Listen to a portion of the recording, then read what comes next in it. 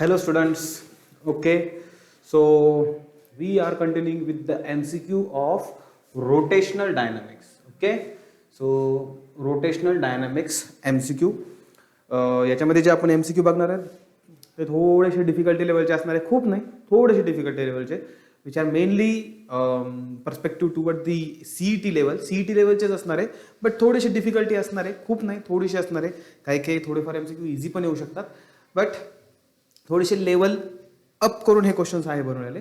So ठीक आहे, so आपण स्टार्ट करूया. So let's see the first question. ठीक आहे, बघा फर्स्ट क्वेश्चन काय आहे.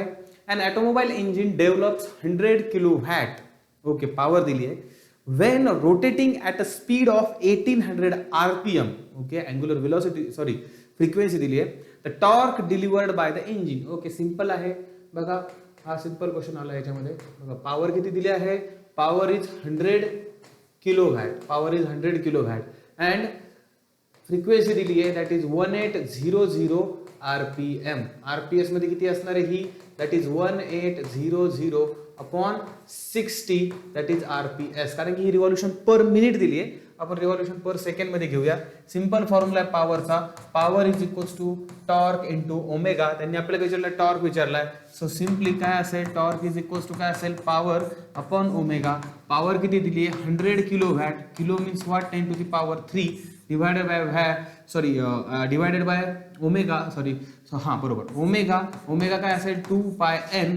सो ऑब्विसली इथे काय असेल 100 into 10 to the power 3 divided by 2π into बघा 1800 डिवाइड बाय 60 म्हणजे किती असेल दॅट इज हे 30 RPS असेल. दिस विल बी 30 RPS. इथे डायरेक्टली मी 30 लिहितो. ठीक आहे, सो बघा आन्सर काय असेल आता. therefore torque is equals to बघा टॉर्क इज इक्वल्स टू काय असेल आता दॅट इज हा 0 आणि हा 0 इथे कॅन्सल होणार म्हणजे इथे 10 टू द पॉवर 1 राहणार म्हणजे वरती टोटल होणार 10 to the power 4 divided by खाली होणार 3 इंटू 2 दॅट इज 6π. पण तो ऑप्शन आहे का असा 10 टू द पॉवर 4 अपॉन 6π. सगळं SI युनिट मध्ये घेतलेलं आहे. सो याचा आन्सर हे SI युनिट मध्येच येणार म्हणजेच काय newton metre that is the unit of torque. So असा आन्सर कोणता आहे that is the answer option B that is 10 to the power 4 upon 6π. ठीक आहे, सो नेक्स्ट क्वेश्चन बघा. नेक्स्ट क्वेश्चन आता नेक्स्ट क्वेश्चन काय दिलंय बघा. नेक्स्ट क्वेश्चन मध्ये the instantaneous angular position of a point on rotating wheel is given by equation theta T is equals to 2t cube minus 6t square. 2t cube minus 6t square. तर बघा काय केलं इथं angular displacement दिली आहे. बघा angular displacement काय दिली आहे. Angular displacement that is theta of sorry बघा थीटा दिली आहे. Theta in terms of T दिली आहे दॅट इज किती आहे 2t cube minus 6t square. यांनी काय विचारलंय the torque on the wheel becomes 0. Torque on the wheel 0 कधी होईल असं त्यांनी विचारलंय. सो टॉर्क कधी होईल बघा आपल्याला माहिती आहे टॉर्क इज इक्वल्स टू काय असतो तो is equals to I alpha. आता ऑब्विसली तो जो व्हील असणार आहे त्याची काहीतरी मोमेंट ऑफ इनर्शिया असणार आहे ती कॉन्स्टंट असणार आहे त्याच्या बरोबर कारण की त्याचा शेप फिक्स आहे, त्याचं मास डिस्ट्रीब्युशन फिक्स आहे, रेडियस फिक्स आहे. सो I तर काही म्हणजे चेंज नाही होऊ शकत. म्हणजे काय व्हेन अल्फा ज्यावेळेस 0 होईल त्यावेळेस काय होईल टॉर्क 0 होऊन जाईल. म्हणजे आता अल्फा 0 कधी होणार बघा. आता अल्फा कसा फाइंड आउट करणार आपण. आता ऑब्विसली ही जर अँग्युलर डिस्प्लेसमेंट आहे सो अँग्युलर व्हेलॉसिटी काय असणार obviously D theta upon D T. म्हणजे काय याचा डेरिव्हेटिव्ह घ्यावा लागणार. याचा जर डेरिव्हेटिव्ह घेतला तिथे मला काय येईल ह्या 2 जशाल तसा ह्या 3 याचा डेरिव्हेटिव्ह काय 3t स्क्वेअर म्हणजे इथे काय 2 इंटू 3t स्क्वेअर मायनस 6 ह्या t स्क्वेअरचा derivative that is into 2t म्हणजे हे काय असेल that is 6t square minus 12t. हे काय असेल आपली ओमेगा अँग्युलर व्हेलॉसिटी. आणि अँग्युलर ऍक्सेलरेशन काय असणार आहे that is alpha is equals to D omega by D T. म्हणजेच काय याचं परत डेरिव्हेटिव्ह घ्या with respect to time. So इथे किती असणार 6 जशाल तसा टी स्क्वेअरचा डेरिव्हेटिव्ह 2t मायनस 12tचा derivative it will be 12 right. So काय असणार हे झालं आपलं angular acceleration. Alpha is equals to 6 into 2 म्हणजे किती असेल हे 6 इंटू 2 म्हणजे हे 12t मायनस 12. सो बघा आता आपल्या कंडिशन काय फॉर टॉर्क तो 0 होण्यासाठी अल्फा 0 झाला पाहिजे, म्हणजे मी काय लिहिणार, so therefore alpha is equals to 0, म्हणजेच मी काय लिहिणार इथे, that is 12t minus 12 is equals to 0, that is 12t is equals to what, 12, that is t is equals to 1. It means what, when time has value t is equals to 1 second, then alpha is 0 and angular acceleration 0 झाला तो obviously torque काय होणार आहे, 0 होऊन जाणार आहे. So answer काय असणार आहे, obviously option A, that is t is equals to 1 second. Okay, ठीक आहे. So let's see the next question.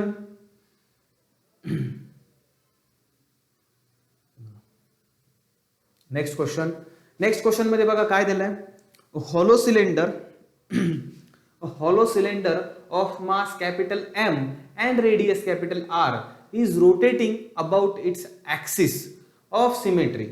बघा काय दिलंय, सिलेंडर दिलं आहे आणि अजून दुसरं काय दिलंय, that is mass, cylinder of mass M and radius are rotating about its axis of symmetry and a solid sphere of same mass and radius is rotating about an axis passing through its center. If torques of equal magnitude are applied on them, torque दोघांचे same आहेत, then ratio of angular acceleration produces.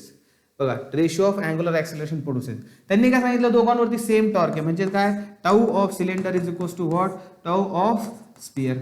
आता टाऊचा formula काय असतो, म्हणजे टॉर्कचा formula काय असतो, that is I into alpha for the cylinder, आणि इकडे पण काय असणार, आय अल्फा फॉर स्पियर. हे दोघांचा इक्वल असणार, म्हणजे इथे काय घेणार आपण, I cylinder into alpha cylinder, इथं I sphere into alpha sphere. आता आय सिलेंडर काय असतो, कोणता सिलेंडर सांगितलंय बघा, हॉलो सिलेंडर सांगितलं इथे, म्हणजे त्याचा मोमेंट ऑफ इनर्शिया काय असतो, दॅट इज बघा mr स्क्वेअर असतो.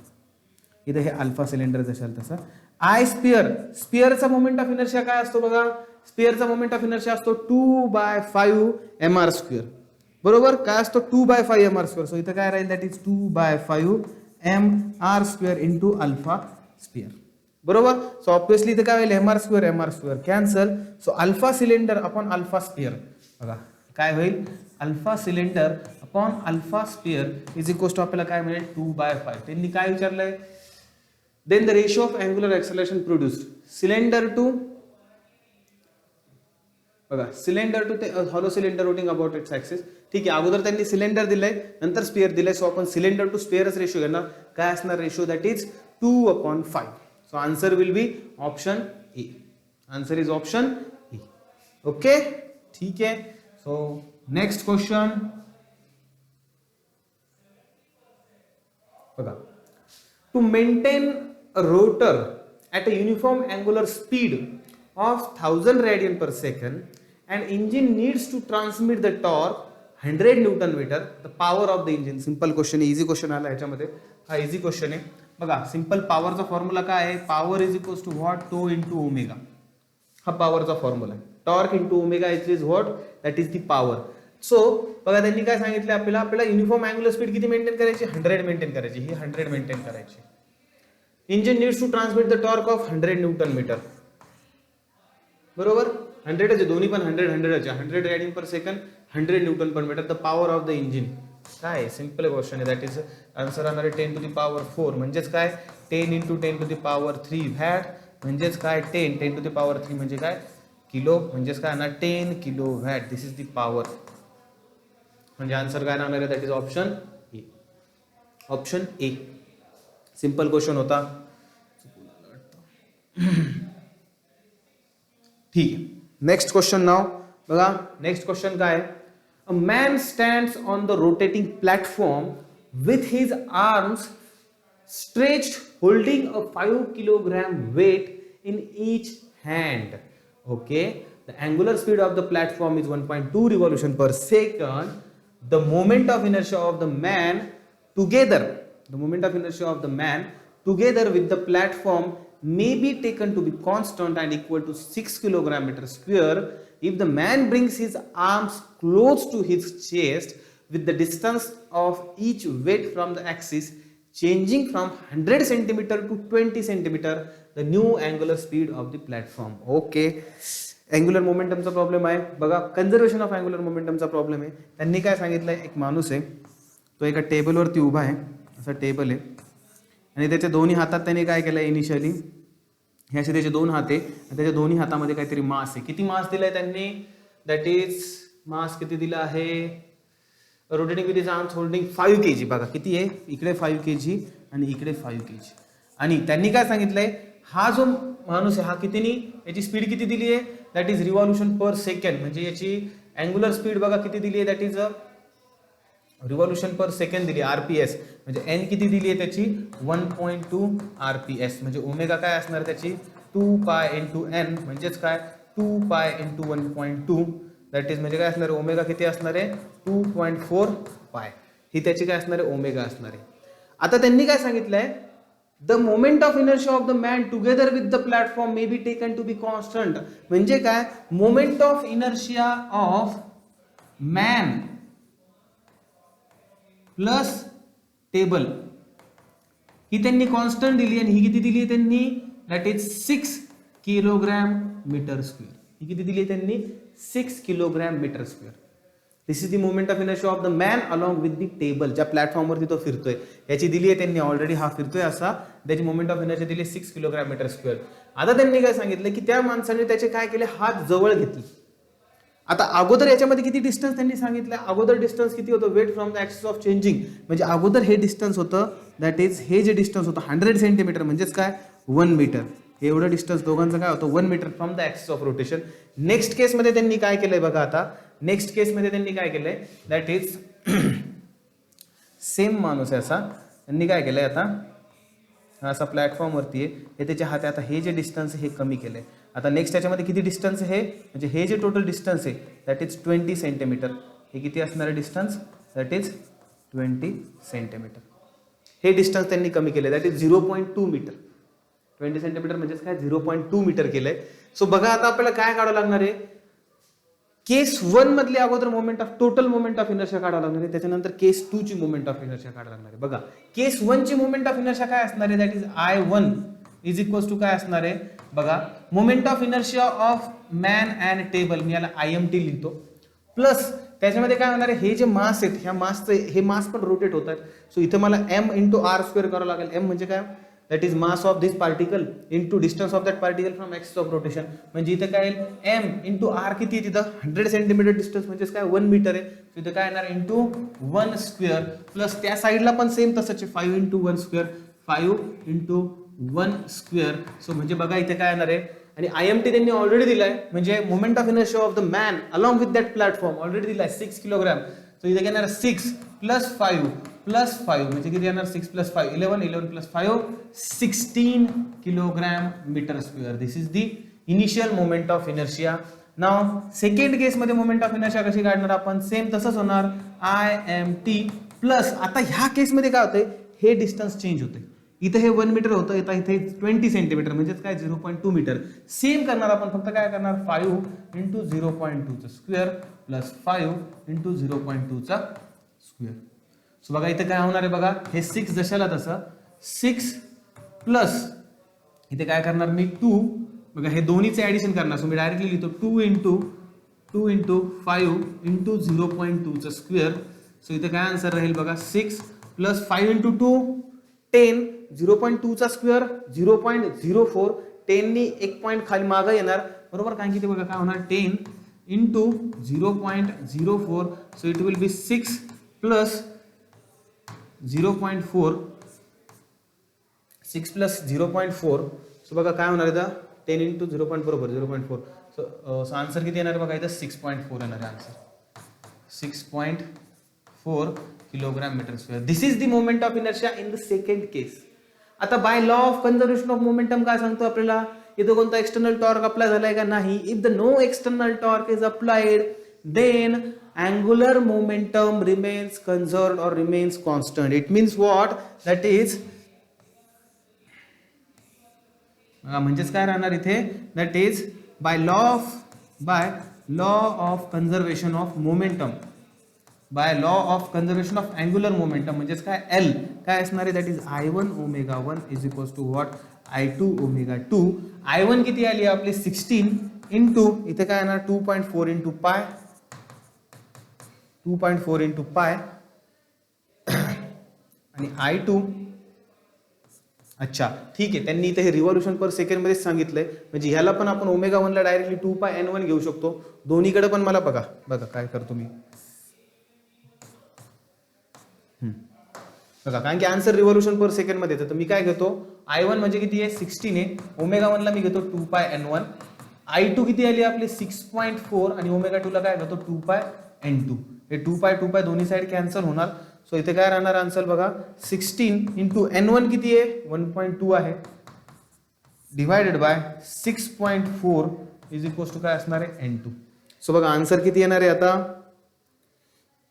बघा आन्सर किती येणार आहे बघा 16 हे 0.4 येईल कारण की 1664 हे पॉईंट येणार तिथे पॉईंट असल्यामुळे, आणि 0.4 इंटू 3 किती येणार आहे दॅट इज 12 येणार आहे. So therefore n2 is equal to काय असणार आहे 3 rps म्हणजेच काय रिव्हॉल्युशन पर सेकंड. आहे कोणता option, yes this is option B. काही नाही, फर्स्ट केस मधली मोमेंट ऑफ इनर्शिया काढली, सेकंड केस मधली मोमेंट ऑफ इनर्शिया काढली. फर्स्ट केस मध्ये तो माणूस असा होता दोन्ही मास घेऊन, सेकंड केस मध्ये तो माणूस असा झाला. हे जे डिस्टन्स ऍक्सिस पासून हे दोन अगोदरच्या केसमध्ये जास्त होतं, सेकंड केसमध्ये कमी झालं. मोमेंट ऑफ इनर्शिया काय झाला सेकंड केसमध्ये कमी झाला. सो ऑब्व्हियसली काय होणार आहे त्याची जी रिव्हॉल्युशन स्पीड आहे काय होणार आहे ऑब्व्हियसली वाढणार आहे. बघा हे कमी झालं, इथे 16 होतं हे 6.4 झालं, हे 1.2 होतं हे वाढलंय 3 झालं, बरोबर. कारण की इन्व्हर्सली प्रोपोर्शनल रिलेशन येतं ज्यावेळेस. That is the law of conservation of momentum. ठीक आहे. सो नेक्स्ट क्वेश्चन बघा. Next question, two disks of moments of inertia I1 and I2 about their respective axes rotating with angular frequency omega 1 and omega 2 respectively are brought into contact face to face with their axis of rotation coincident. The angular frequency of the composite disk will be. Composite डिस्कचे विचारले बघा, म्हणजे त्यांनी काय सांगितलंय हे अशा दोन डिस्क आहेत, ही बघा ही एक डिस्क आहे, this is one of the disk, आणि या दोन अशा रोटेट होत आहेत बघा, ह्या अगोदर ह्या अशा रोटेट होत आहेत अबाउट दिस ऍक्सिस. म्हणजे ऍक्सिस कसा आहे passing through the centre and perpendicular to the plane, त्यांच्या प्लेनला परपेंडिक्युलर आहे, बरोबर. आता त्यांनी सेक्स कंपोजिट म्हणजे काय, आता ह्या ज्या दोन त्यांनी काय विचारलं आपल्याला अँग्युलर फ्रिक्वेन्सी ज्यावेळेस त्या दोन्ही एकमेकाला मिळून जातील, दोन्ही काय सांगितलं त्यांनी are brought into contact. आता दोघांना एकमेकांच्या कॉन्टॅक्ट मध्ये आणलंय face to face with their axis of rotation coincident. Axis of rotation दोघांचा कोइन्सिडेंटच आहे, तर अँग्युलर फ्रिक्वेन्सी काय होईल म्हणजे काय, आता ही फर्स्ट आहे आणि दोघांना मी एकमेकाच्या कॉन्टॅक्ट मध्ये आणलंय आणि दोघांचा